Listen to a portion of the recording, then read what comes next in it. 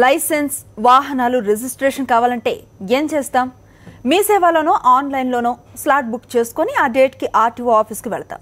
Licence అయితే RTA నిర్వహించే పరీక్షలో పాస్ అవ్వాలి. రిజిస్ట్రేషన్ అయితే అధికారులు వాహనాన్ని పరిశీలించి ఓకే చేస్తారు.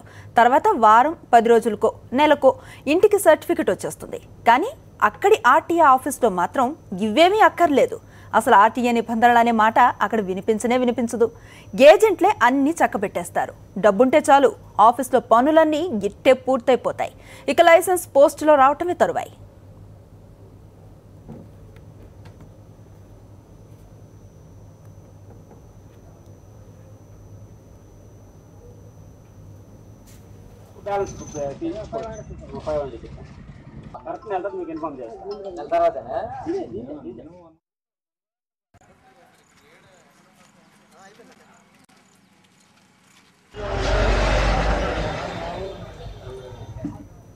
అంత ఈజీగా పనులయ్యే ఆర్టీఏ ఆఫీస్ ఎక్కడుంది అనుకుంటున్నారా?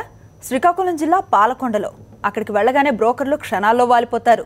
ఏ పని మీద వచ్చారంటూ మాటలు కలుపుతారు. డబ్బిస్తే చాలు అన్ని పనులు పూర్తి చేస్తామని చెబుతారు. ఆర్టీఏ ఆఫీస్లో దందా విషయం తెలియటంతో సాక్షి టీవీ ప్రతినిధి కస్టమర్గా లైసెన్స్ బ్రోకర్ సాయి దగ్గరకు వెళ్ళాడు. తనకు లైసెన్స్ కావాలంటూ సాయి అనే ఏజెంట్ను పలకరించాడు. అంతే, తానే మోటార్ వెహికల్ ఇన్స్పెక్టర్లా బిల్డప్ ఇచ్చి అంతా తానే చూసుకుంటారని చెప్పుకొచ్చాడు. నెల రోజుల్లో మీకు లైసెన్స్ వస్తుందంటూ డబ్బు గుంజాడు.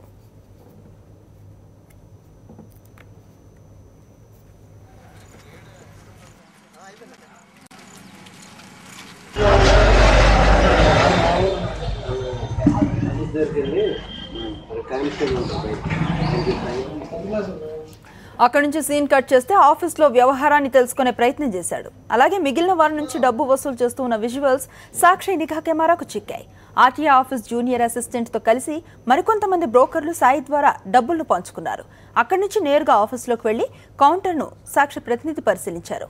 స్లాట్ బుక్ చేసుకున్న లైసెన్సులు రిజిస్ట్రేషన్ కోసం గంటల కొద్దీ వేచి ఉండే కస్టమర్లను పట్టించుకోవట్లేదు. తర్వాత బ్రోకర్ల ద్వారా వచ్చిన దరఖాస్తులను ఆర్టీఏ ఇన్స్పెక్టర్ తన కారు డ్రైవర్ను పంపి మరీ లోపలికి తెప్పించుకున్నాడు.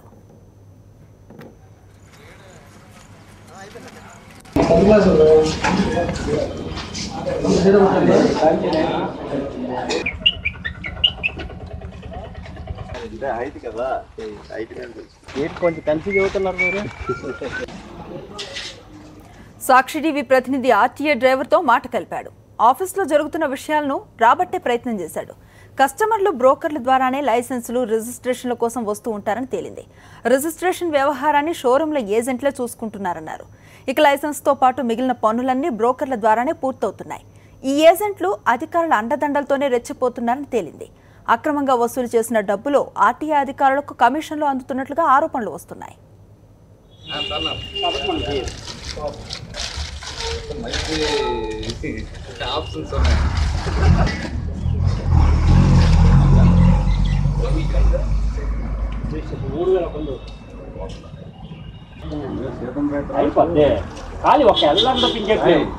తెలియదు కదా, సెకండ్ బెడ్రూమ్ నవోదయ మార్నింగ్ 10 గంటలకు వచ్చింది సార్.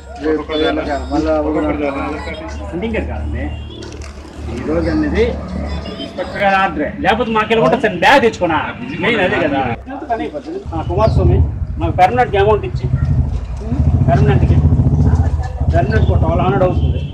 నువ్వు ఇస్తే కరెక్ట్గా వెళ్తావు. నీకు ఫోన్ చేసి చెప్పడమే. ఉన్నటువంటి అధికారుల పెత్తనంతో ఏజెంట్లు కూడా అతి మొత్తంలో లంచాలు వసూలు చేయడం అన్నటువంటిది కనిపిస్తుంది.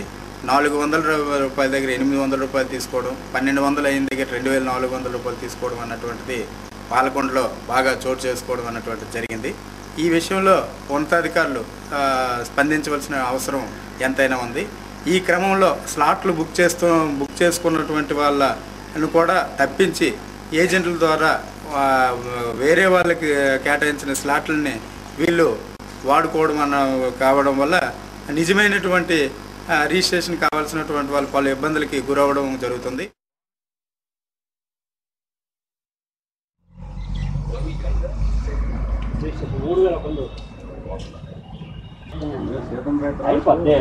ఖాళీ ఒక తెలియదు కదా.